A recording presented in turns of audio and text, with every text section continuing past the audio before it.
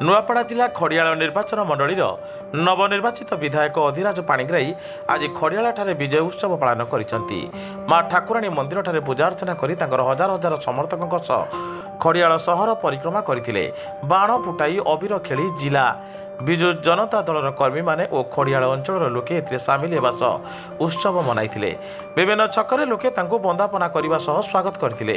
निज वक्तव्य रे श्रीजुत पाणिग्राही क्रमागतरे तांको ऊपर विश्वास करथिबारु से समस्त को धन्यवाद अर्पण करबा सह लोकंको आशा आकांक्षा पूरण पई सब प्रकार चेष्टा करिए बोली कहिथिले। उल्लेखयोग्य जे गत थर कांग्रेस दलर विधायक थिबा अधिराज एथर विजु जनता दल में जोगदे प्रार्थी होते।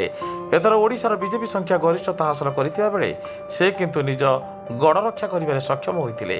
चलित निर्वाचन में से 93,246 खंड भोट पाई बीजेपी हितेश कुमार बगती को 9,618 खंड भोट्रे परास्त कर द्वितीय थर पर विधायक भाव में निर्वाचित होती।